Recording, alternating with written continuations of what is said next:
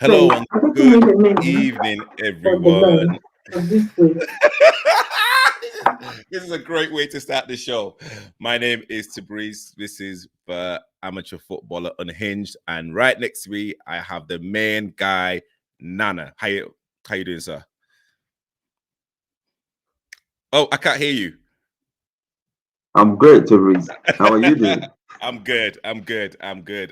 So don't start any nonsense today, yeah? I promise you, this is going to be a very civilized conversation. So, guys out there, this is a show about how to be successful in football. And again, we have Nana, and we hopefully going to have Coach Barry coming onto the show. So, guys, stay tuned.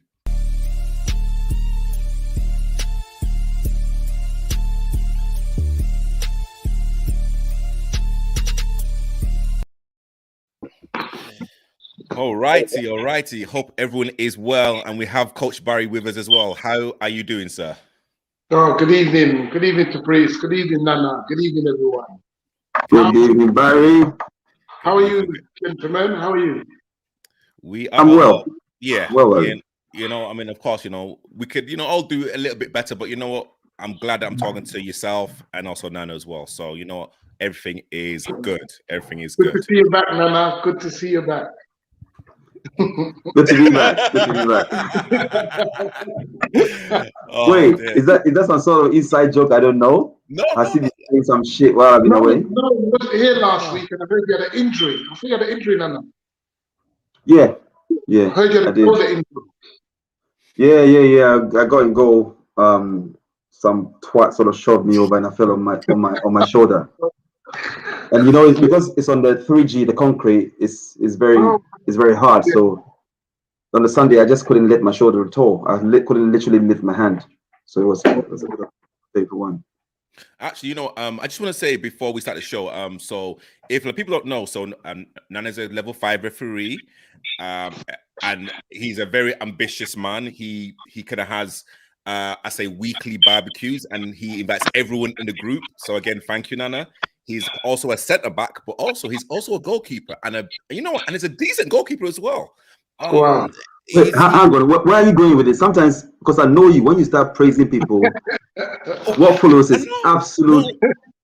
No, seriously, honestly, like I've got nothing more to say, and even the game that we had on Wednesday, honestly, like I couldn't fault you for like any of the goals. Like again, it was just one of those games. Of course, like we don't want to talk too much about it because it's kind of been and gone. But listen, I'm just gonna giving you your flowers now.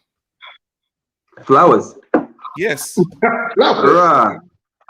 Flowers, Jesus Christ. Anyway, guys. Anyway. I look like a guy. Oh, Jesus. Oh, dear. Actually, okay. Actually, and also as well, I'm actually glad that I got Coach Barry on this show. So, and actually, Nana, I haven't told you, and actually, I've not even told anyone in the group. I literally went to see the under 14s coach. Was it the under 14s? Under 15s. Sorry. It's a mixture. You're right. It's a mixture of 14s and 15s. A mixture.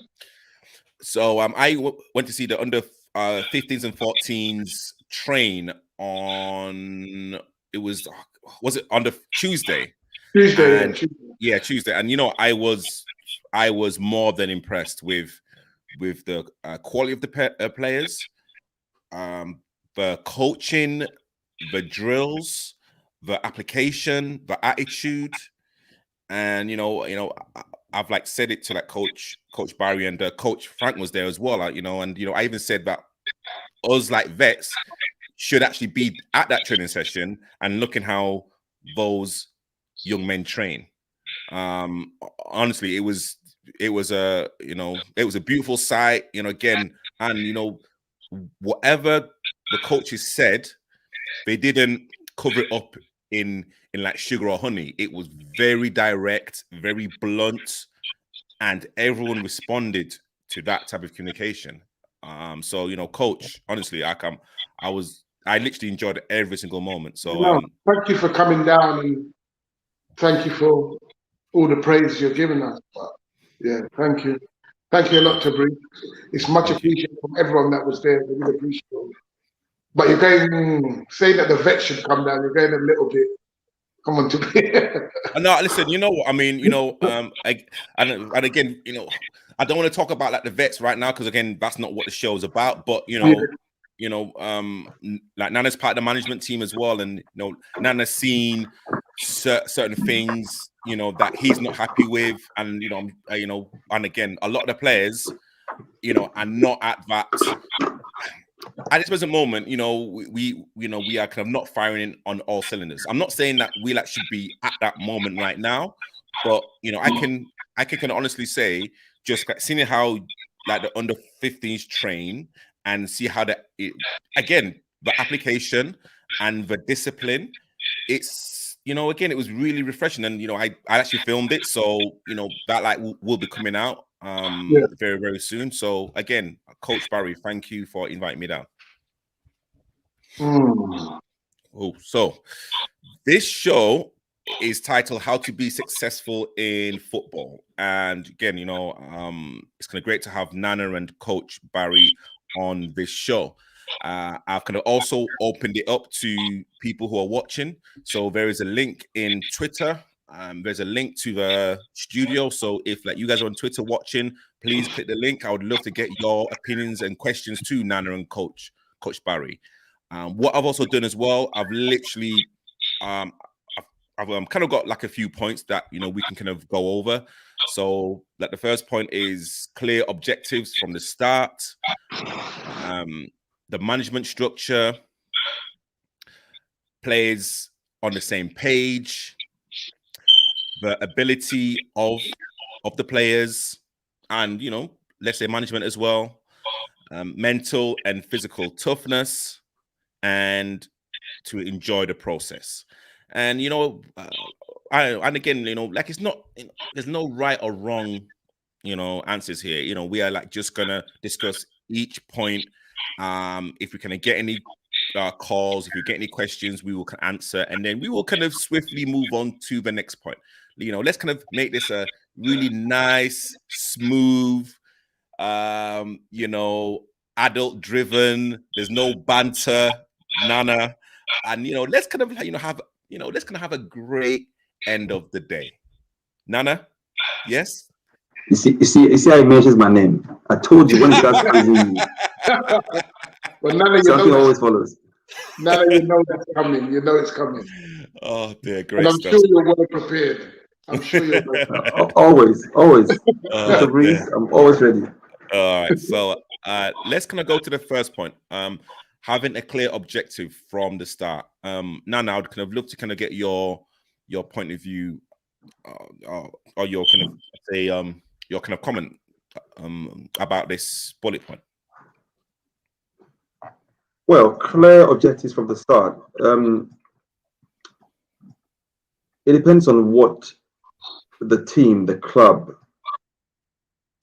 want to play for.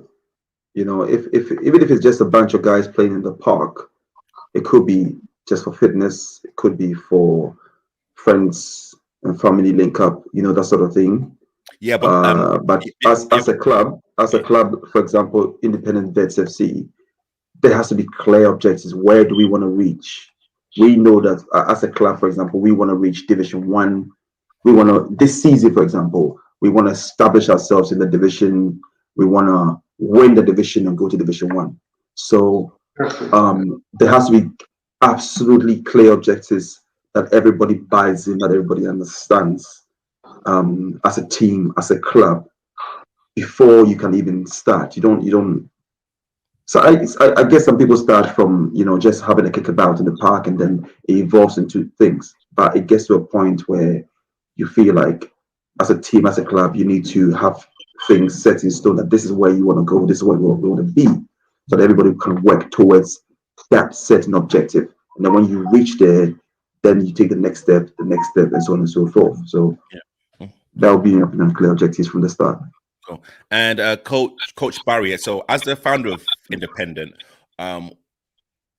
what were your objectives at the start, and have those moved slightly now? You've literally established the club? I mean, can you kind of take us through your like blueprint? When I started, I was on my own. I helped found a club called Actor Football Club in Brixton Sumley. I was one of the founding members, and I was there for 5 years after helping start the club.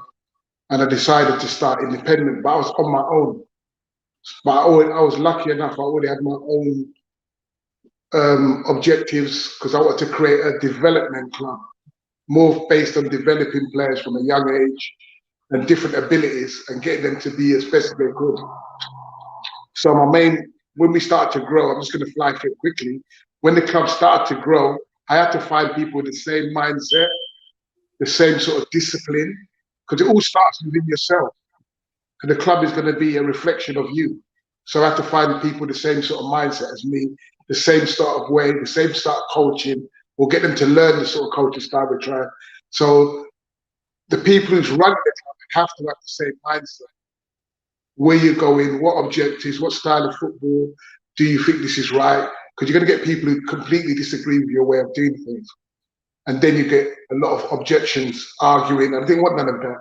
But the club is you've come down to Greece, it's a very family club, but it's very strict, very disciplined. All the boys know when they come, they know exactly what they need to do, what the attitude's like, what's accepted and what's not accepted. But it all starts from us who started the club, who's running the club. So our objectives, those are our objectives. We want discipline, good training, good motivation, people who are coming to willing to learn and to coach. And we've got to be always right.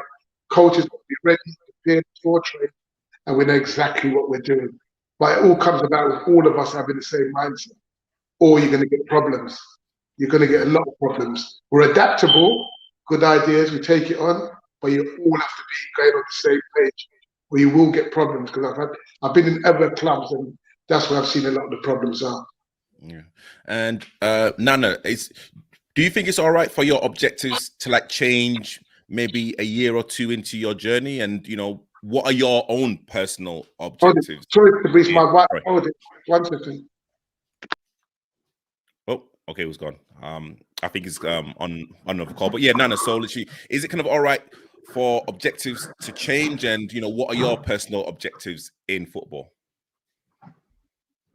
Yeah, I mean, if they don't, the core objectives will definitely stay, because when you set out to achieve something, to get somewhere.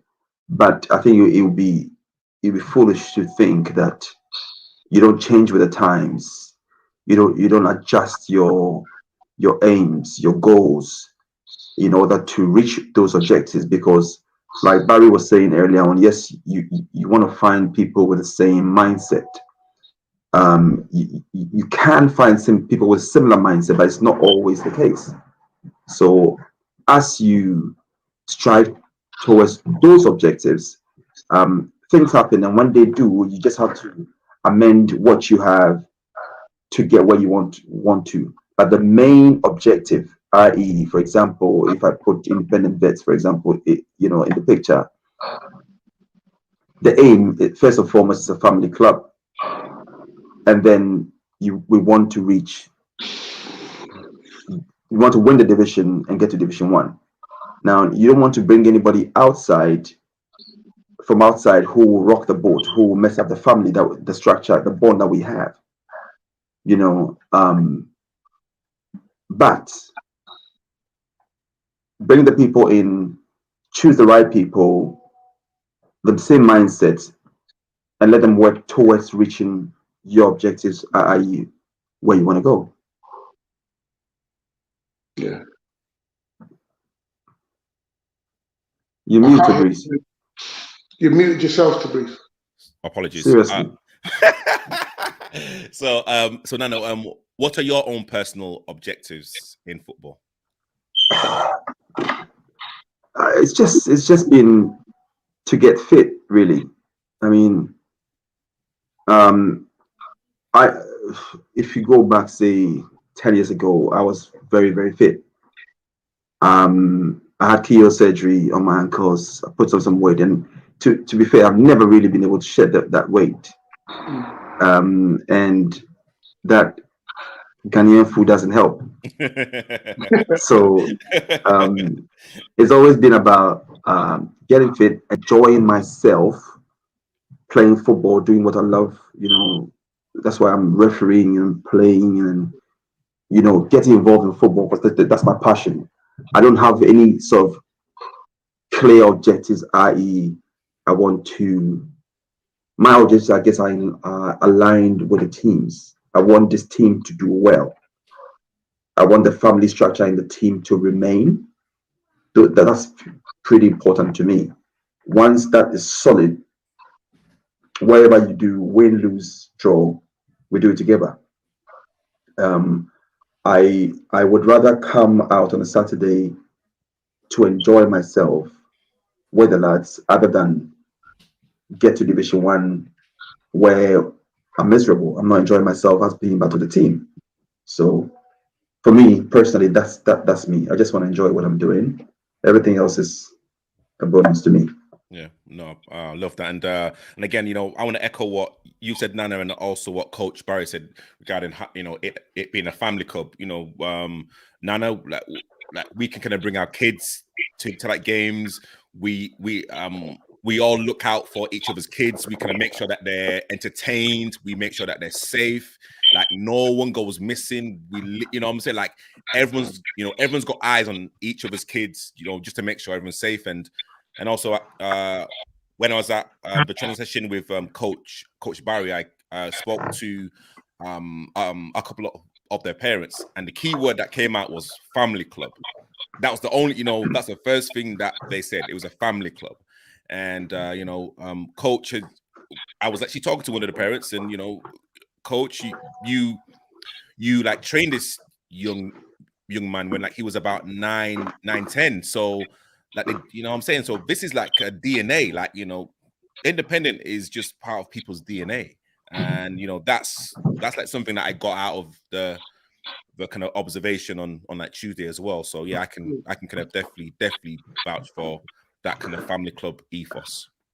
Yeah, and can I add to that? I think with people don't say it enough, the good work that you do, Barry, because yes, it's a family club, but people don't realize how many boys, young men you keep off the street. How many young men? Oh, it's gone again. He's gone again. Carry on. Yeah, but yeah, people don't realize how many young men are off the streets and playing football. How many could be stabbed, could be dead, in jail, doing drugs, to be doing all sorts of foolishness, but are actually involved with independent, doing something well with their lives, getting into these professional clubs, as opposed to the alternative. So I will always commend Barry on the great job that he's done. It's very evident to see, Yeah. Thank you very much, Barry. Yeah, thank you. Thank you to Brice and Nana. Yeah, and then there is a video that also will be out. I don't want to talk too much about it. Again, this is kind of how Coach literally just interacts with like different people. There was a young man that kind of came up to Coach, and they just started talking. And there's not a lot of coaches that would literally spend 10-15 minutes of their time talking about football, and it was a very interesting conversation. And I don't want to talk about it too much because I'm going to put it out in its entirety, just to listen in terms of what Coach Barry was literally talking to this young man about. And and again, it was just something that people just don't get to see. So again, thank you a lot, Coach. Oh, the young man and yeah. So okay, cool. So let's kind of talk about management structure. Coach Barry, how important is it to get the management structure right if you kind of want to be a successful club? I don't think I've got it right yet.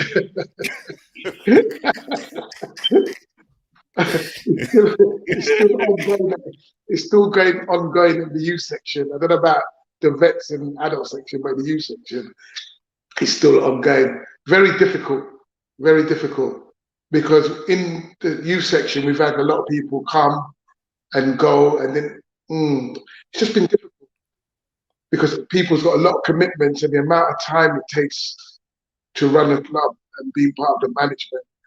Are people really going to be committed to that year on, year in, year out? And we found we haven't been lucky to keep people, because obviously we're a voluntary club. Some people said they can't do it anymore because they need to be getting paid, they could be earning money. So it's very difficult for us. Our structure has been hurt, and the club has been hurt sometimes when good people have left and moved on. But it's one of the most important roles to keep the club going smoothly. And the youth section has been hurt. Now that the vets have come in and the men's team have come in, it's made a big difference, because some of those people have come on and helped and even shown us, because they've got more experience than some of us who are running youth section. But you need that. That's your foundation. That's how strong your club is, the management. And we're lucky enough to have you gentlemen on board who's helping us and guiding us as well. So we've been very fortunate to have you come aboard. Thank you. And no, again, I guess you can talk about like the vets, really. I mean, you've like been there from almost at the start. So, how has management changed, or how important for you has management been to the rise of the Vets Club?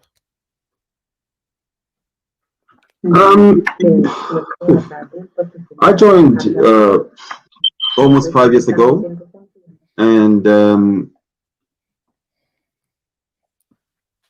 as you know, LSUB, Peckham Town, and then LSUB, and then now Independent. Management hasn't changed so much. It's evolved, I'd say. But management is crucial. The management structure is important for a club to be successful. So anybody in there has to understand. I mean, you're dealing with, for the best team, you're dealing with what? 26, 30 strong egos. Sometimes you have to step in and say, no, this is not happening, or this is how I want it, the team to go. And it's not always easy appeasing everyone and making everybody happy. I think Ray, Paul, Gary, everybody in the management team, I think they've done an incredible job to keep us going so far. If you look at the additions to the club, for example, year in, year out, it's never been, you're not good enough, so step aside. The team has been allowed to evolve slowly, surely, getting stronger and stronger and stronger. And I think we're actually looking to get a B team set up, so that if people who don't get 90 minutes on a regular basis are also still part of the family, can still play in the league, we can still train together and do everything together. And that has been... I think sometimes the players don't realize the amount of work that goes on behind the scenes with management. They have no idea. Tell me about it, Barry. Commitment is put in behind the scenes. And that's why I always have to say, I really respect people who run a club and manage a club, because the amount of work it takes and commitment and hours you have to give up to just keep that club going. Even a team, look at it, just one team. Look how much work goes into just one team. Yeah, I was going to add it, because it's very, very time consuming. Yeah, it takes a part of so much of your time that people don't realize, and you need people with their head on screwed very tight, with a lot of patience, to be able to deal with, again, like I said, 30 strong egos. Even sometimes collecting subs can be a problem. And the club needs money to run. Yeah, it's true. See what I'm saying? So, management structure can be it's vital to get the right people in the right areas to manage the finances, to manage the people, to manage the whole club, for people in the right places to delegate things to, that can chip in and keep the club moving, keep the club taking forward. It's absolutely vital. Yeah. And sometimes, Fabrice, you can find yourself doing dual roles. You could be managing, coaching, doing a bit of the secretary. You find yourself doing so many roles, you get consumed in it. And you're not having much time for yourself and family. So you need to be delegated and getting people involved to do those roles, to free up yourself. So it's much more than what players and people on the outside think. Yeah. So once you've got that strong committee, your club moves forward much quicker. Once you've got a very strong committee management going on behind the scenes. Absolutely. It's very easy to turn up on a Saturday, play, have a drink and go home. It's very lovely. easy. Lovely. It's lovely. And I wish I could do that like week in, week out. But the conversations that I'll be having Ray on the side or Paul, the management team, what do we do? I'm also just got into the Southern Veteran Football League. So I've just been appointed as the assistant secretary. So congrats. That is even more work. But I love football. I'm into this. So if I can help. No, it's an advantage. You've got inside man. It's an advantage. That's all I've always said. You know, at least if you can put your voice there to make things right, to make the processes transparent, then everybody's happy. You need integrity to be able to do some of these things. So we'll see how it goes. Yeah, so congratulations, Nana. Congratulations there. Congrats. Cheers. And just to put in my 2 pence. And again, there's probably a lot of people that don't know, especially in the team. It's probably only Mel that knows that I also used to manage Norton, literally from the ground up. For Saturday team, we used to first of all have our home games on Wandsworth Common. I used to get there early. I used to set up the nets. I used to do the corner flags. I literally had 11 players to pick from.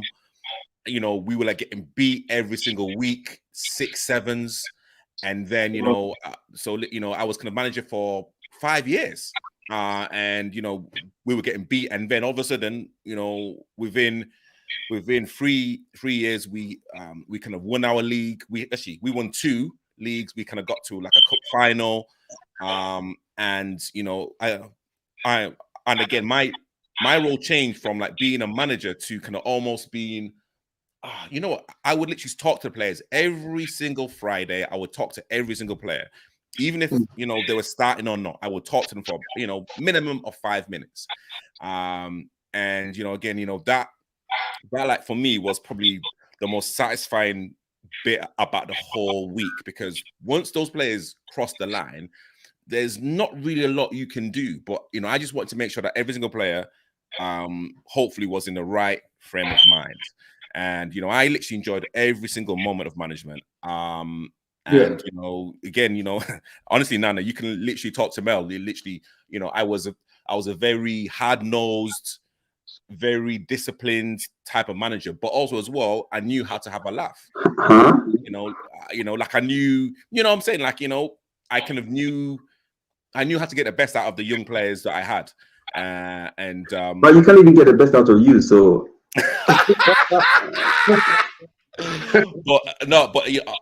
but you know what? Again, the reason why I stopped. No, I respect that. No. You know what? Again, the kind of reason why I was like, you know what? It's kind of time for me to go, because of course, every 4 or 5 years, a club goes through a new cycle of players, and I just felt that I just couldn't give that extra, 20-30% again. And I was missing playing. I was I was literally sacrificing myself for other players to actually play. I was thinking, you know what? I just need to find my mojo again and just be back on the pitch. So yeah, Nana, honestly, I know how much work you do behind the scenes, but texts, the emails, I know exactly. And Coach Barry, I can't even imagine just being a founder and just trying to get managers. Question to Breeze. Yeah. Were you a manager at Norton? Yes. Were you there every week? I was there every single week. Right. Okay. All right. What is that implying? What are you implying, man? I know. Literally, I don't know. I know. This is, I didn't know. To Breeze, I didn't know you were the manager. Yes. So literally, Norton had a Sunday team, as kind of people know, and I was kind of playing for like the Sunday team. I really enjoyed it, and then I broke my arm when I was 29. Yeah, I broke my arm when I was 29, and I was thinking, crap, like, how am I gonna still be involved in football? And of course, I had no kids, I had no, I had no responsibilities. So, so literally, it was Howard was like, well, look, I'm like looking to start a Saturday team. How would you like to be manager? I'm like, and honestly, like, management never even crossed my mind. I'm like, how am I gonna manage a team? Like, how is that gonna happen? But I thought, you know what? I'm just gonna say yes. What's the worst that can happen? Like the worst thing that was happening was me setting up the goals and me putting money in my own pocket to actually pay the subs. I was thinking, you know what, I can, as long as I've got 11 players, as long as I've got 11, and if people are missing subs, I don't mind, contributing £30. Literally, that was kind of my contribution. I was thinking to myself, if we're kind of less than £30 short, it's cool. And then it just kept on going, and again, we were winning games, and then better players came in, and then yes, of course, I had arguments with kind of certain players, and those like players left. There was kind of no, there was like 2 chances, and then the third chance you're out. It was very, very, very strict. You can even kind of ask a Mel, like, I've like known Mel for like a good part of 20 years. He's like one of my closest friends. Mel and myself were arguing on the pitch, like almost coming to blows. This is Mel, my goalkeeper, because Mel was shouting at our right back and literally shouting at him, which just didn't make sense. It was like not constructive. It just wasn't good for the team. I literally came onto the pitch as the manager, and I told Mel, you know what, Mel, you either apologize or you can F off. It was as simple as that. And literally, that was my management style. And I would say 95% of the players responded to that. And again, we were really successful. We won leagues. We kind of got to a cup final. Do you have any of your trophies to show? Yeah. Well, listen, that I wish Paul was on the show. Well, I mean, it is what it is. I mean, but again, this is kind of something that people don't know, because Mr. Klopp would have drilled you. Well, and again, I know exactly what. There's always another show. Exactly. But literally, all I'm trying to say is that I appreciate what Nana, you do, and Coach Barry, and honestly, like, I know how difficult it is, and just coming to play and paying like your subs, like I'm saying, like, that is so easy now. I don't have to be involved in anything. And again, Nana, that's the reason why when I do something wrong, like last week, I like come out straight away and apologize to the management and players, because I've been there. And again, that's just me knowing my role within a team, no matter how people view me as a player. But I kind of have the I kind of respectfully know what management goes through to get people on the pitch. So like, for me to act a certain way, that's a kind of that's not me playing my role for the team. So yeah, that's yeah. So no, again, thank you for Nino for coming in as well. So again, thank you for everyone that's tuning in. Let's kind of go to the next point. Players on the same page. Nana, how important is it to, again, like you've kind of spoken about the independent vets now have a B team. How important is it that everyone is singing from the same hymn sheet to be successful? You don't want a disorganized team. You don't want people who are not falling in line. You don't want people who are not buying into your main goal, because believe me, management, you have a lot of stress to go through already. You don't need a team in disarray. I'll say that. So players buying into the ideology. Everybody wants to win the league. Everybody wants to be a part of the family. Everybody wants to get to Division 1. Once you get there, I think half the job is done, because then you can easily relate to players. You can easily get players to respect you, get players to understand what you're trying to put across. You don't want arguments week in, week out. You don't want that. That's exactly what, when we say players being on the same page, that's exactly what we mean. Everybody has to want to win. Everybody has to have the same fire in their bellies, the same hunger, the same desire to move forward, play a certain way, reach a certain goal that a team has set. And it becomes easier when players are on the same page. And Nana, again, because like you are still an active player and an active, an active referee and kind of part of the management structure. How, like, have you kind of seen when like the players' levels drop, and how like do you respond to those players who like that can be playing a lot better? Like, what's your communication skills? For me, I speak to players like individually all the time. I speak to, for example, and I always use independent vets because this is what I've known for the last 4 or 5 years. Like with Damien, with Dash, with my own, with you, for example, with people in the defenders group. We know that we are a certain age and a certain level. We need to do things a particular way. Now, for example, there's no room for arrogance, feeling like, yeah, we won the Beckenham Cup twice, so we can beat. Yeah, there's a bit of confidence that you need to have that air of confidence about you. But there's confidence and there's arrogance.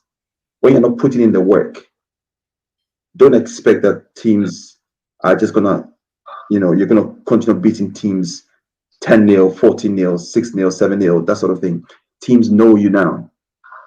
Teams are going to be set up specially for you when you meet them. So teams are up for it now more than they were 2 seasons ago, 3 seasons ago. We need to work even harder to get to the levels that we know we can be. So if we are seeing that, like last week Wednesday, our passing was absolutely diabolical, and it's on a 3G. So, and we know that we can do better than that. That's not us. So in the group, when everybody was moaning and huffing and puffing, I said nothing. I spoke to people on the sides. I said nothing, but it was good to see that there's still the hunger. There's still the desire to play well. There's still the desire to do well. You see, so it's really good that these conversations are being had. But we speak to people on the side to try to make each other better. I try to get you to the pitch every week. If your wife will give you the chance to come and play football. But hey, there's so much a man can do. I'm saying, Barry, I try to speak to Tobias and get him to the pitch every week, provided his missus will give him the time to come out. But there's so much a man can do. You got to keep a happy home, Tobias. Though. Remember that, keep a happy home, man. 100%. So like, referring to the vets. Were you referring some of that to the vets? Absolutely. Okay. All right. Yeah. I mean, I know, again, myself and Nana have been quite cryptic over certain things that happen, because of course, like, we want to keep certain things in house. But I mean, again, I think Nana's kind of probably explained a lot of things. Hey, like the vets have had success, and yes, we are proud of what we've done. However, like, you can't rest on those achievements. Teams are getting better now. Like your man of the match performance at the final.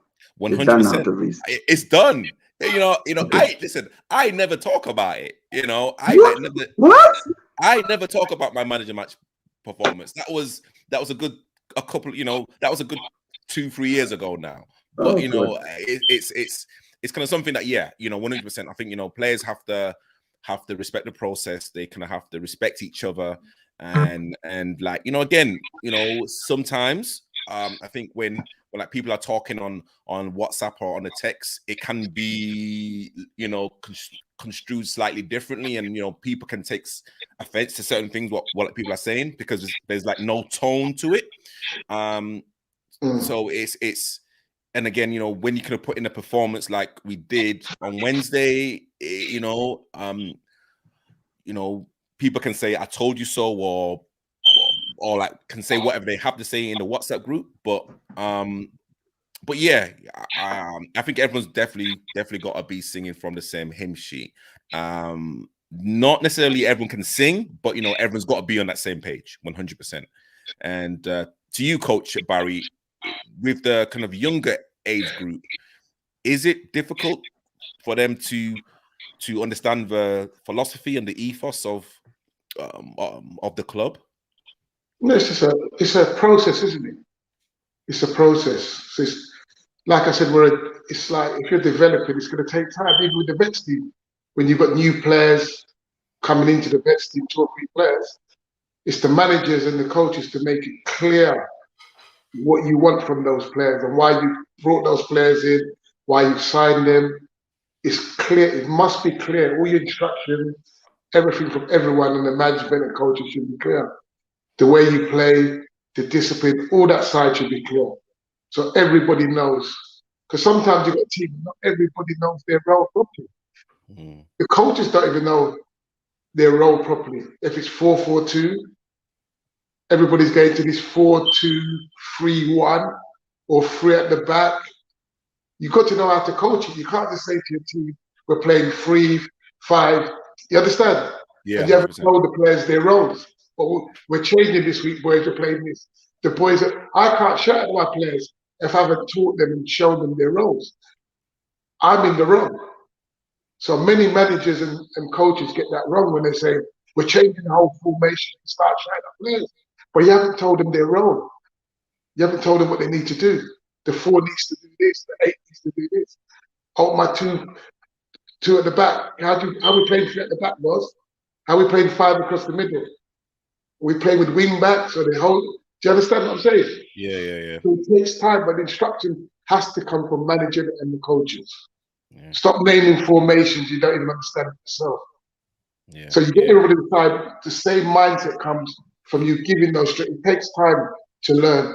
I don't know about other teams. I don't know about our vets. We've kept the same structure for 3 years now with the under 15s. The same formation we played for 3 years, and it's worked very well for us. So the boys really know that structure they're playing it in the under 15s. I don't know about the vets, if you keep changing it or is it the same? Do you all know how to play? If the manager said, let's change our shape, we're going to do this. How do you guys feel about it? When the manager goes, change the shape. I see you smiling. Why are you smiling? You know, I'm gonna let Nana answer that question. Why you put Nana in the defensive please? Why? No. You know, here's Nana, like, would you kind of like to answer Coach Barry's question? Nana's fine. You're on mute. Typical. Coach Barry, can you repeat the question, please? So Coach Barry asked, does the vets team keep to one formation, one like type of style of play?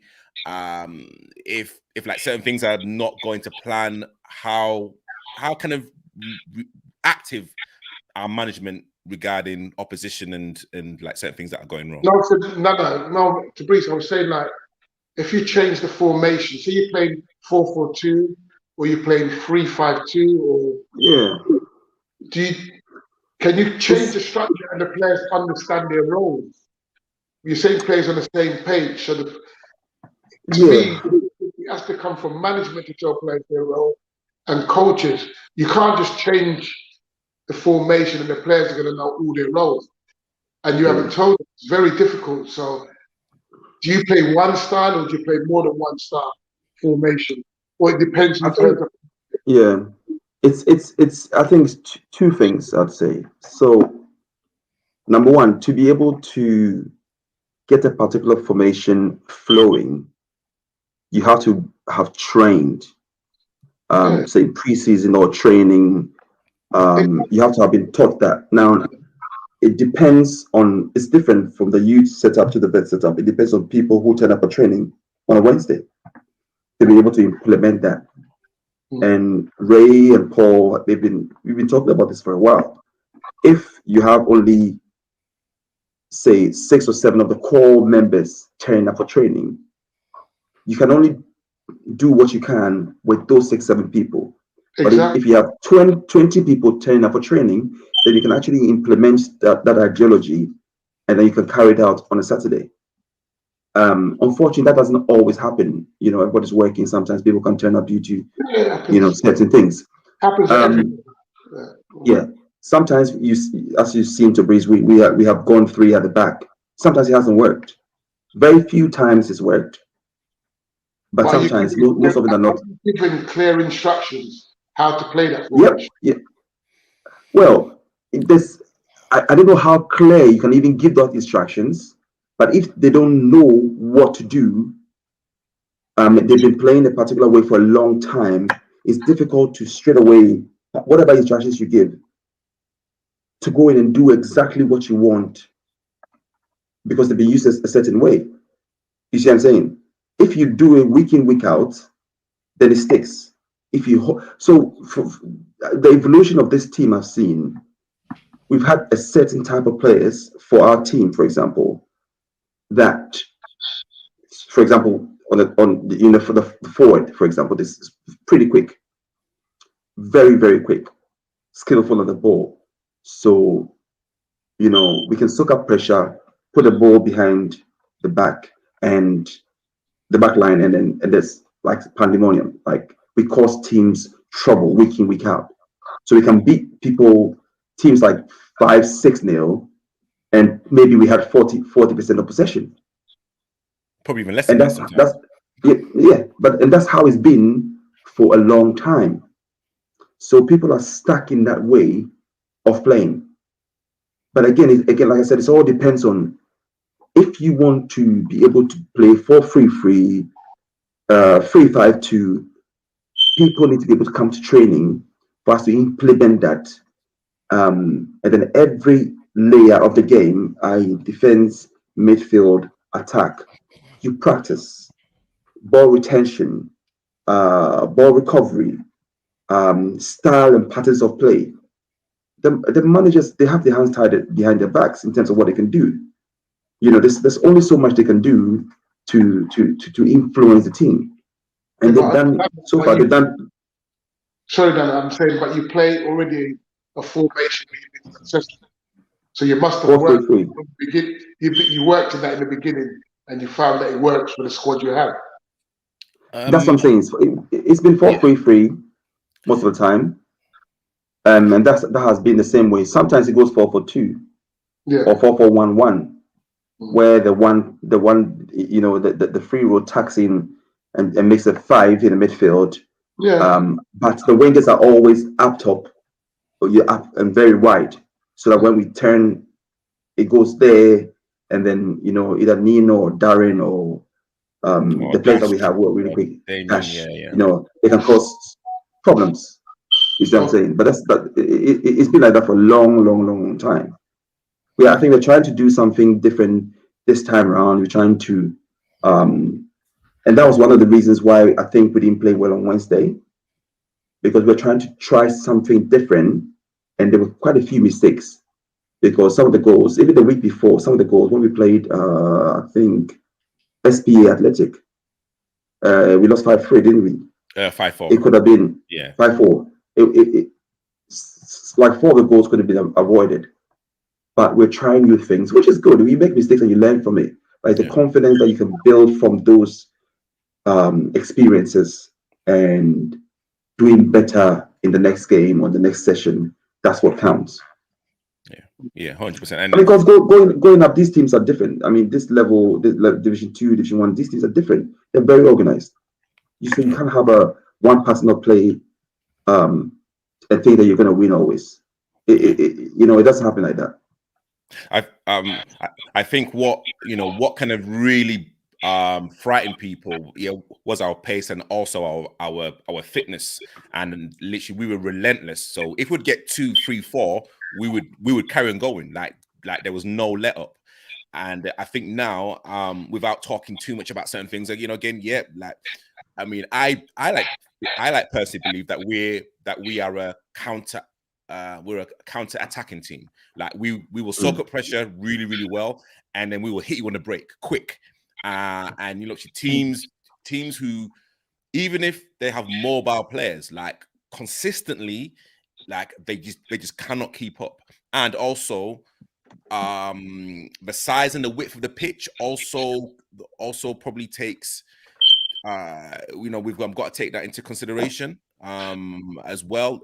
When we've kind of really put teams to bed, it's because of certain dimensions of a pitch. So I think now we are adding different weapons to the players that we have, and like players that we know that can play different positions. But exactly what you said, Coach, and I think Nana's saying as well. I think it's repetition and just getting those core players or those players into training and also experimenting. I'm going to use the word experimenting also in these friendly games, just to play it a different way. And if we get caught out like we did, 4 of those goals on Wednesday would not have been conceded if we played our quote unquote normal way. I think we would have beaten that team. But again, it's about. So you're blaming the formation? No. Oh no. I think they're, again, like, it doesn't matter what team from grassroots to elite. And again, this is just my own opinion. They're, okay, so let's say like one of like the best partnerships in the kind of Premier League history was Vidic and Ferdinand. So there was one that was winning and tackling like Vidic, and there was Rio that that could do that, but could step into midfield and literally play that decisive ball. So with the independent team, we have Nana, who's that Rio Ferdinand, but also can do all of the heavy lifting, and we also have Dwayne Townsend that can literally, I would say he's a Rolls Royce of a defender. He like rarely goes to ground, so literally that that partnership works. If that partnership is broken up, or if someone else steps in, sometimes you've got to get the partnerships right in like defense, in midfield, and also in the front attacking area as well. If you're kind of playing with new players or players who are coming back from injury, it takes a bit of time. And they are players who are not used to that type of play in terms of trying to pass and also trying to be patient, because again, exactly what Nana says, we have speed demons that literally would love the ball over the top, or balls that are played into space rather than them giving it to feet and turning up. So it's just a different style of play. I would say it's an additional weapon if like teams want to drop off. So it's something that we can add. But again, I like believe, and again, this is just my own opinion, I think we can definitely play a lot better when we're on the counter 100%. Like, we are just too quick, we are too like mobile, and once we're up to speed, we are like one of the fittest, best teams in London. I kind of guarantee that 100%. I agree. Yeah. So let's go straight to, and again, we've kind of brushed on this ability of the players. Coach Barry, how important is it for you to literally keep your best players around? And again, we like spoke to someone that was in football management in terms of picking, or I'd say cherry picking your best players, and again, how literally important is it for you to let those guys flourish, but also thinking, wow, like, is my team going to get better?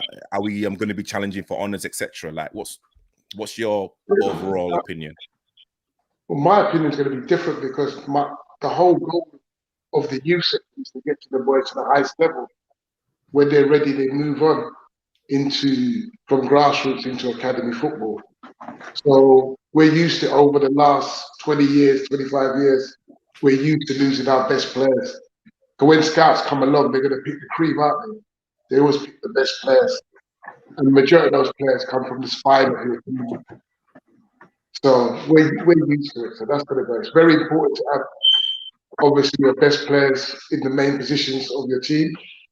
But you're going to lose at our level, grassroots level, youth level. You're going to lose players. I don't know how teams like yourself, the vets, if you lost your 2 or 3 best players, look how it would affect your team. It would have a massive effect on your team. So that question is really a no-brainer. The importance of the ability and how good the player. But with you now, well, I can comment on the teams like the vets who are going from. When did you start Division 5? Yes. And you've climbed up, and you're going up to Division 1. We're in we're in Division 2 right now. Division 1. When you get to Division 1, like the youth, like every league, it's a whole different ball game. You're going to rely on a lot of ability, and not just ability, the all-round thing of a player. Not just the player's ability, but like I said, mindset. How much is he part of your team? Is he going to stay if things aren't going right? There's a lot of factors what come in with ability about the player and the club. But I think, I don't know, I need to come and watch the Vets this season. I really do, to Bruce. Yeah. Because you're pushing to go to the top division. And I'll have to ask you guys, do you think you've got enough ability to be in the top division and be able to stay in that division? Because that's where all of us want the club to be. Is that ability there? Because that is important. Is that ability there? It's not just your first 11, I'm talking about the squad. Because the youth section builds it by the squad. And my famous saying, each squad is as strong as the so-called weakest player. Your squad is as strong as your weakest player. So how strong do you think your squad is, to Brice and Nana? Are you ready to go in Division 1? And be able to stay, not just go there, but could you maintain a place in that top division? Because I've seen some of the teams in that division and they're very, very good. They're very, very, very good teams in there. Nana, I'll let you answer that. You're on mute. Ability-wise, 100%. But because I have the privilege of reffing in the first division, as well as the second division, I see the organization of the other teams. And I think, Ray's probably going to shoot me down for this, but I think it's one of the things that we lack. And when I talk about organization, all the layers of play, you see what these teams are trying to do. You see how they move the ball around. You see them thinking 2 or 3 steps ahead of before they get the ball. And I think for us as independent, we've relied on sometimes some individual players for a while, and we relied on the sheer grit and determination. When we first won the Beckenham Cup, nobody thought we would win it there. We didn't have, all the skillful players. I mean, we are a much better team than we are when we won the first Beckenham Cup. Yeah, it was sheer grit and determination, beating VCD, Defiance, and like other big teams along the way to get where we are. We were in Division 4 at the time. We were in Division 4. Now when it comes to it's a whole different ball game in Division 2. Like, even though, like I said, we have improved in terms of the personnel and the skill level, the ability, we need to gel as a team. I think this team is always evolving. This team is always building. We need to be even more organized and get to know a certain pattern of play, understand what is required of us. Not always, say, for example, going gung-ho, by being compact when we have to be, being expansive when we have to be, and understanding the football that we want to play and the level of opposition that's in front of us now. And once we do that, because it feels like some of these, like the teams in Division 2, Division 1, it feels like they've been playing for eons. When I ref and I watch them, I'm like, I actually enjoy the game I'm watching.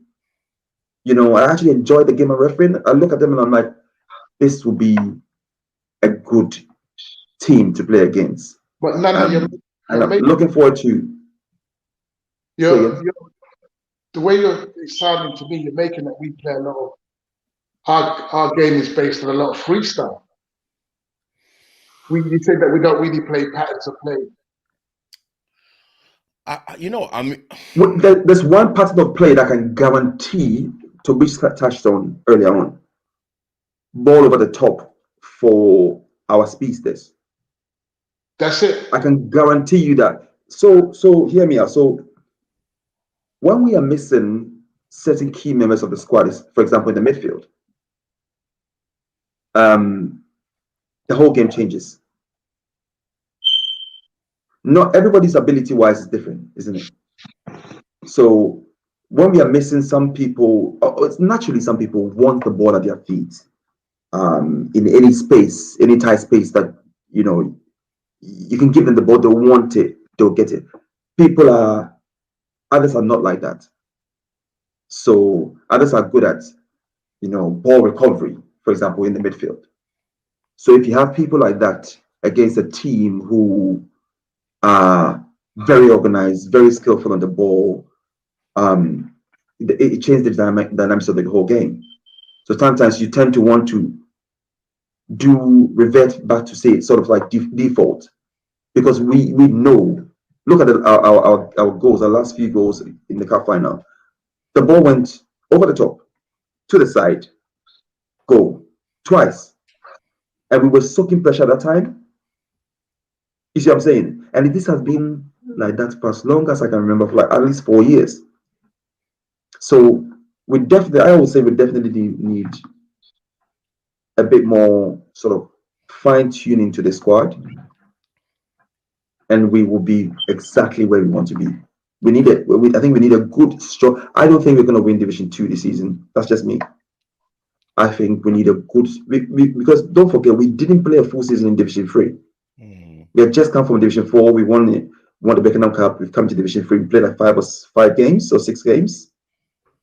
And then we're in Division 2. We do need a good, strong season in Division 2, and we should be all right. Yeah, you don't think we'll get promoted this season? No, I don't think so. Really? I think it's going to be 1 of 4.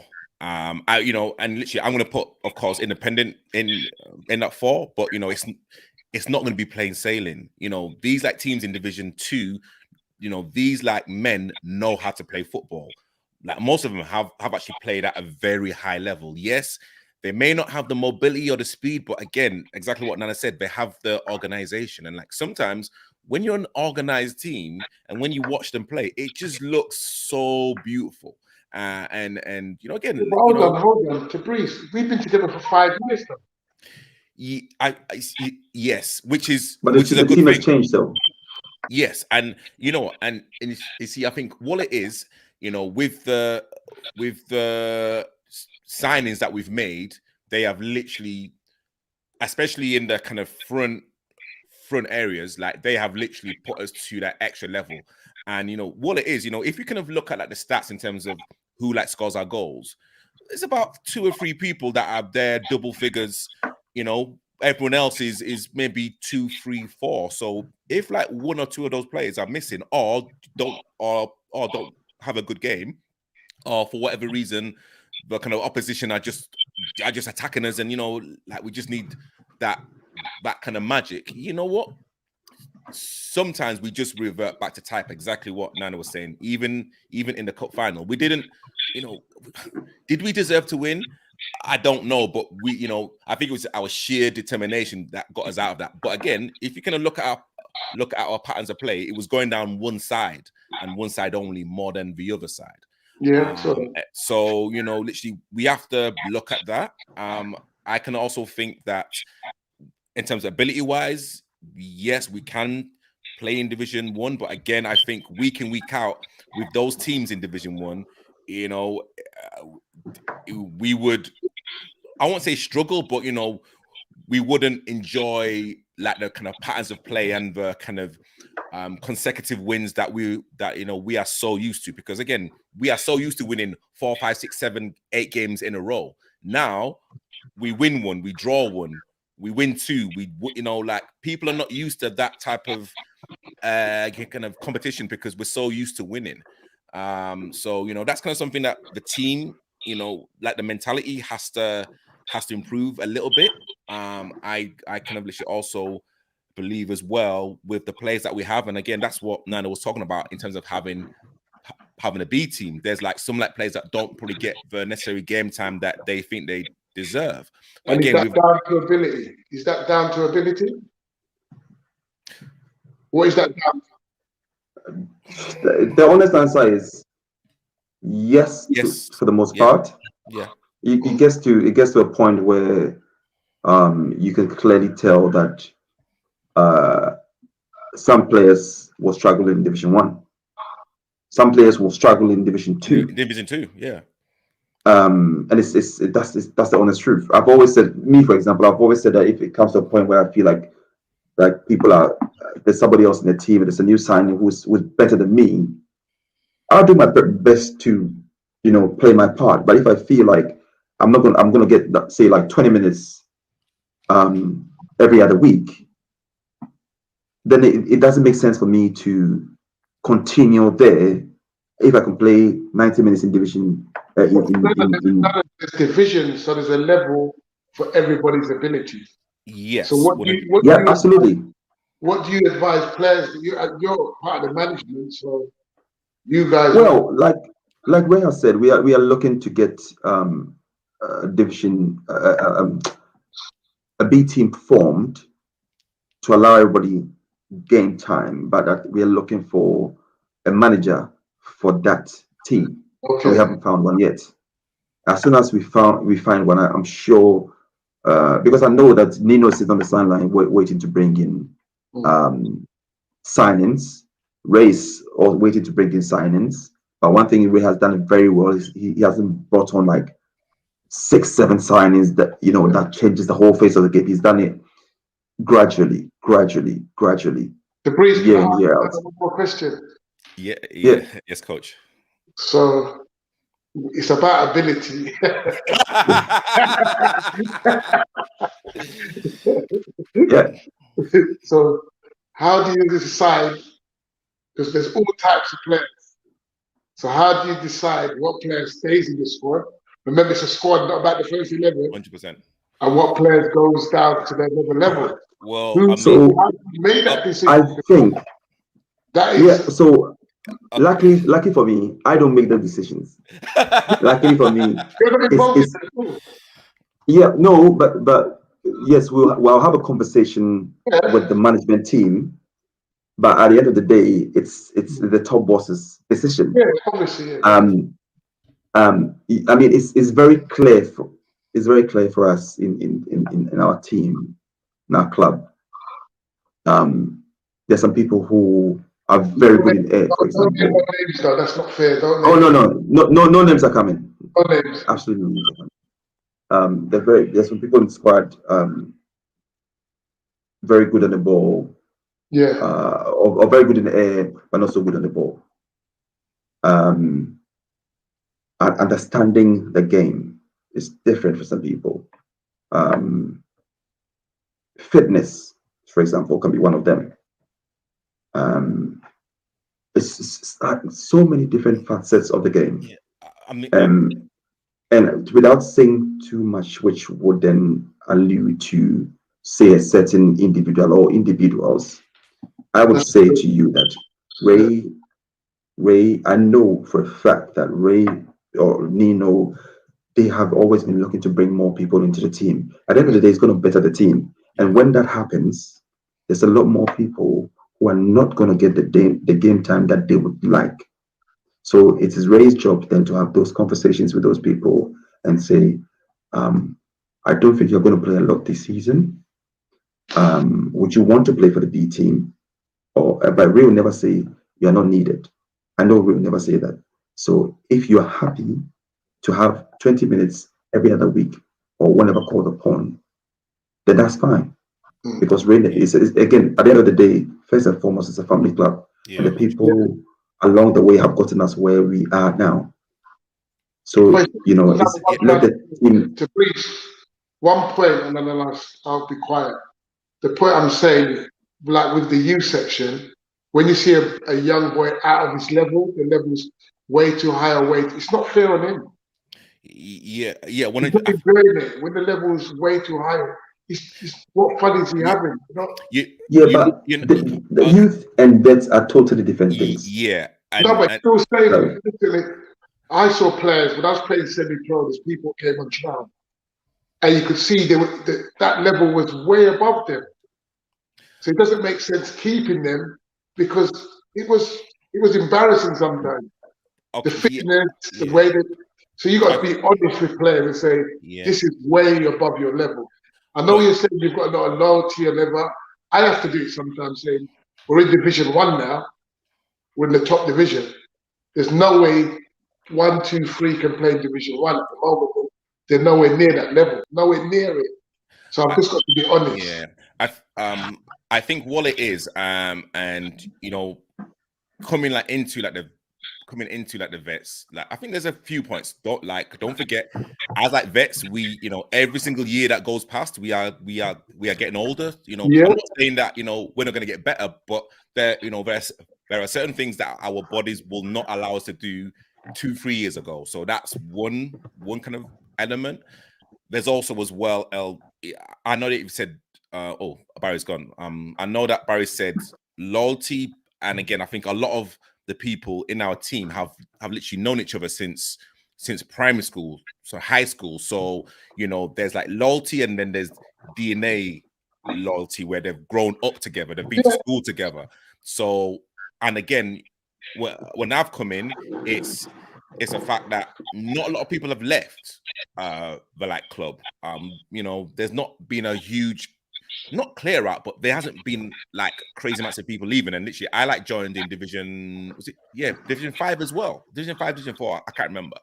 So again, you can imagine the levels that we've got to, and like Nana's, one of the better players that can adapt to Division 4, Division 3, Division 2, and hopefully at Division 1.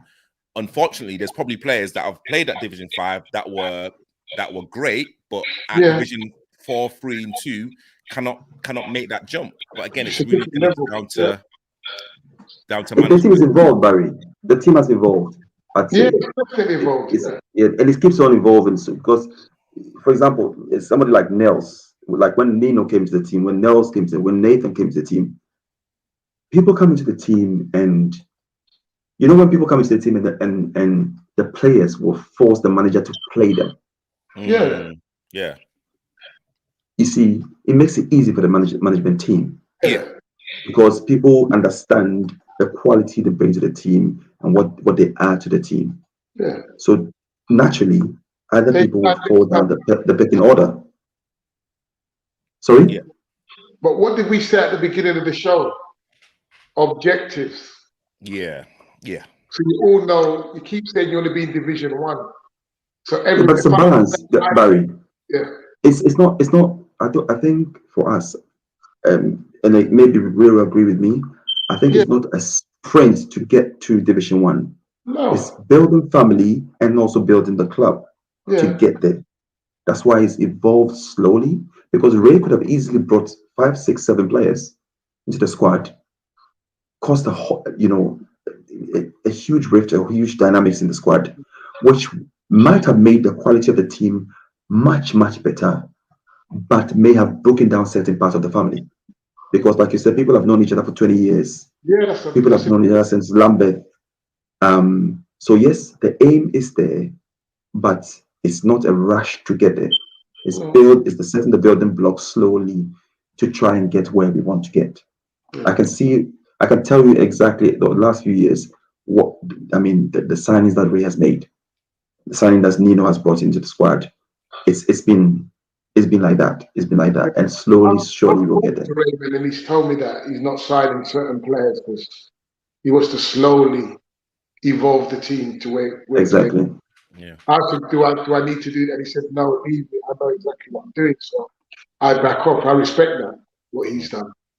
But he does know he's getting very close to that point where you jump to that top level and things do change when you're at the top level. As you all know, you've all played a good level, so you all know. Yeah, 100%. Yeah. I mean, he said to us all, nobody's position is guaranteed. As And that's a management, fact. the hardest thing with management is to keep everybody happy. 100%.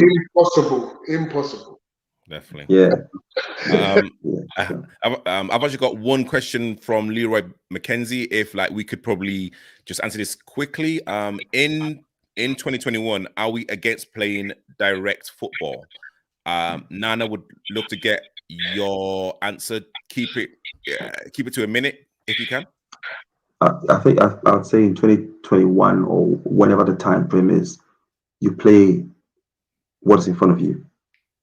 You might have a set way of playing football, but if your position in front of you are playing for a very high line, for example, sometimes a high line in a very compact way, sometimes a direct route might be the way forward. If you look at United versus Ajax in that it's Europa League final, when we beat them 2-1, we had players like Fellaini, and to be fair, we had horrible players.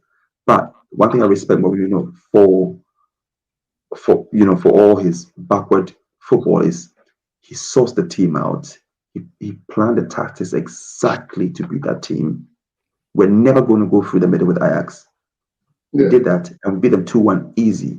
And it was impressive for me. So yeah, it is what it is. And Coach Barry, what's your opinion about the question asked?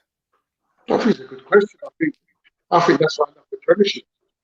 Because you've got teams that try to, like Man City will play, you've got Burnley will play the long ball. But the best teams play, like Nana just said. You see your opposition's weakness and you take advantage of their weakness. When Barcelona people said it was one of the best teams ever. They were surprised teams would not play tiki-taka and play a long direct ball. So you play to your strength. You play what you need to do to win that game. You look at your opposition and you watch them, you plan. They don't. Remember Arsenal, what's Arsenal's weakness? Long ball. Remember, teams just play a long ball straight into Arsenal's box, and they. So it's a no-brainer. Once again, good question though. Very good question. Yeah, good question. Very good question. Well done, Leroy. Very good question. Thank you. And the last point is to enjoy the process. Nana, let me kind of start with you. What's been the most enjoyable part of being part of the independent vets journey, or literally just being involved in vets football? It's a family. It's a family. It's always been the family. I joined independent vets. Then Peckham Town. I reffed a game, and Ray almost killed me because this didn't go his way. And at the end of the game, I said to him, "Hey, I'm looking for a team to play." So, the luck he gave me, I'll never forget. But when I turned up for the first game, I think there's either the defender didn't turn up or something, so I went straight in, and I won man of the match for that game. Really? Jeez. Yeah. This was in Bellingham Leisure Centre. Westy was in goal. I remember that very clearly, and it was a wicked game. And one thing to let to the other. Being able to come out to the house, de-stress, have a drink after and a chat with the lads. It's beautiful. That's the process for me. At the end of the day, for me, getting to the Division 1 is important, but it's not as important as the bond that I create with everybody. When we have the barbecue, when we have our banter, when we have our laughs, there will always be fights and banter and arguments and whatnot. But we are family first and foremost, and that's the process that I enjoy. And Coach Barry, how important is it just to enjoy playing football and to just to enjoy like the players that you've brought to the club smiling and being happy? The process is brilliant because as a family club, you get to meet all the family. I meet some of the boys' mum, I meet the dads, I meet grandparents. Everyone gets involved. Everybody, the most important thing, everybody feels a part of the club. They feel welcome and a part of the club. And I enjoy that. Like, you know me already, for me, I just love it right through. And that's why I just changed from being like, when I was young and I first started coaching, it was all about winning. You know that? It was just, my whole thing was just about winning. I wasn't really about development. I'll just get players in, get rid of players. And then I said, oh, I'm doing something wrong here. You know when something's eating away at you? Then I found that I got more enjoyment and felt more reward for me and the players by them slowly developing and getting better over the years, meeting families. And that's why independent is where it is now. I truly believe that. By looking at the finer details and taking time to actually know. Because you can coach and not know who you're with. You can play football and don't even know who's around you. Because I've been to teams where I've just played, showered off, gone home. That's it. So independent, that attachment you get, that bond you get is very special. And I hope we never lose that. If that does goes, I'll be gone, and I know a lot of us will be gone. Amen to that. Yeah, Yeah. so true. Amen to that. So true. And you know what? That is a great way to end the show. What was that? What? Nana, was that you? Don't finish with this nonsense. But we didn't hear yours. What about you, Tabriz? You know what? Like on my WhatsApp, before I changed it, it was enjoy the journey. Like that was literally my title of my my WhatsApp status. And like now it's celebrate the wins, because I enjoy the process more than sometimes getting to the destination. Because sometimes once you get to a destination, you think, okay, so what now? You know, like what is like my why to carry on doing whatever I'm looking to do? So you know, I always like the process. I literally enjoy the process. You know, good, bad, indifferent. You know, you will can always learn. You will kind of hopefully learn from people that have more knowledge or more experience. Sometimes you can pass on your own experiences to like other people, and yeah, you know, being kind of part of independent, or like, you know, the whole setup. Like, you know, I've had my ups, I've had my downs, I've had my indifferences, I've had my arguments, I've had my laughs, but you know what? I literally enjoy every single part. I have to, because if I don't, then, you know, what am I doing? You know, coming out of my house at 11:30, traveling an hour and a half to a home game, spending money on a drink afterwards and whatnot. Like I don't know what I'm doing. So yeah, I know, enjoying the process. Hang on, Tabriz. Have you ever bought a drink? I always buy people drinks. You know what? It's a fact that, you know what? He's never bought a bottle. You know. Don't buy around. No, you know what, Coach? I always buy rounds, but it's just the fact that Nana's not, you know, never there. It's probably, you know, ordered like 2 kg of chips and burgers just for himself. So you know, but no, you're full of shit. But again, hey, like, you know, literally, I've like learned, and again, all like batting aside, like I've like learned so much from like Nana. You know, like Nana's kind of told me certain exercises to actually do on my lower back. Of course, Coach Barry, like I literally learned so much from you every time we like speak, and there's other players that I literally learn from as well. And if I stop learning, then, you know, I kind of stop living, and literally my concentration goes. So, you know, I always want to enjoy everything that I'm doing more so than getting to that final destination. So hopefully I haven't waffled too much. One thing what you haven't said, Nana or Tabriz, tonight, The video. There's a lot of people want to see that video. You know what? Where is it? That what happened? Where? The Breeze I was going to put the video out. You know what, Coach? This is all on me. I mean, I've got crazy amounts of content to actually put out. No, it's Mimi, the one with Mimi. Oh yeah. I mean, literally, I think. Where is it? So literally, that one's coming out realistically I'd say in the next couple of weeks. I'm going to. Are you editing it? Yeah. So literally, all of the footage is with me. I'm going to put it online. So no. The Breeze is editing your video. That's what I'm saying. I'm just waiting for this to come out, and then we'll see. Okay, yeah. Wow. But again, when like Mimi comes back onto the show, he will literally give his honest opinion. Who would he want to play centre back? You know what? Listen, Nana has his qualities. I have my qualities. I just know that my qualities outshine his. But I mean, again, there's a place for everyone, and there's a place. Nana has a place on the Vets team.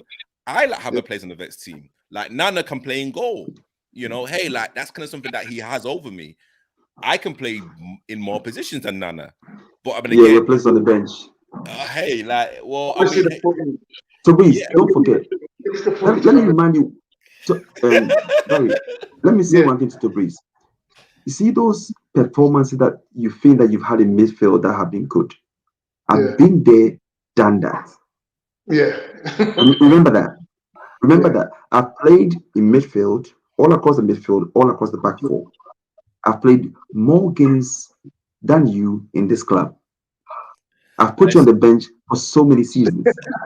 So whatever you say, it don't count. If you have one man of the match, 3 years ago, you are going to live on that for the rest of your life. It's fine.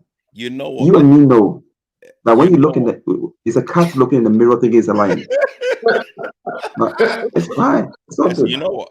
And again, hey, you know what? Yes, Nana, you have played a lot more games than me because again, you have to turn up to actually play, which is cool. And literally, I kind of like how you've said past tense. You used to play in that position. I'm still playing in that position. So so again, there's a difference here. There's the past and the present. Like I'm still playing in that position, and I'm still keeping you on the bench. How about that? But again, as I've said before, in the more dynamic and the more running and the more aggressive positions, I play better than you, Nana. I like football is about this. And you know what? Literally, if football was about running, your Walcott would have been the best player on the planet. Yeah, but again, if it's about this. But again, Nana, if it was about and you have 2 left feet. Well, hey, you know what? Listen, my kind of left feet have literally got me into, the Yorkshire Amateurs. It's kind of got me on the Leeds, development team. Listen. I am a star. Like, I just want you to remember this, Nana. Like, I am a star. So again, there's. I miss ball. And hey, I mean, and again, I love the competition, and again, it all comes down to the process. Like I love to compete, even in training. Like, listen, I am not right now one of the fittest people, and I think Nana can even say like he's not one of the fittest people. Let's you're waffling now. Hold on. But every time I'm training, every time I stop running, I'm like, okay, I'm going to take a 1 minute breather, and then I'm going to carry on going. No matter how I'm feeling, no matter if my knees are gone or whatever it is, I'm always up. Nana, you're like busy sitting down drinking lemonade or Barry, these lies make me laugh. Last time Breeze was at training, ask him who stopped and ask him who was helping him stretch out his back. He's the one who stopped before me, and he's the one who's fitter than me. Oh, okay. But thank you. But again, thank you. No, but again, thank you. No. Listen, thank you. I have already said already. Thank you, Breeze. Let's wrap this up. Like, if like if my back seizes up, like it doesn't matter how much I'm looking to run, it seizes up, I cannot run. But hey, yes, you know, Nana definitely did like help me out. But once my back was stretched, I just, you know, I just used to outstrip Nana in every single department, which is cool. You know what I'm saying? But again, it's only training. I like the process. And again, you know, like, you know, like Nana is a quality player and he's a leader, but you know, he kind of sometimes thinks that it's his way or the highway. You know, even like, you know, Nana, you know, argues with Paul and Ray, and you know, people have to try and calm down Nana, but like sometimes it just falls on deaf ears. But I mean, again, that just shows the temperament of myself and Nana. You know, in high pressured situations, who like would you want in kind of that environment? It's not There's you. Somebody that the manager had to take off during our last game for being foolish on the pitch. This is coming from somebody. Tabriz. Listen, the manager had to take him off the pitch. So you see all his jabber nonsense. It just makes me laugh, Barry. It just makes me laugh. But hey, I'm going to sign off, Tabriz. Yeah. Wow. I've got to go. What a way to sign. Guys, honestly, like, thank you so much for like listening to like Nana and also Coach Barry. We will be back next week. Hopefully I've got some guests coming on, but hey, I literally, you know, enjoy this conversation. So again, thank you guys for like tuning in. Have a wonderful Sunday evening. Have a wonderful week. We will see you guys next week, Sunday.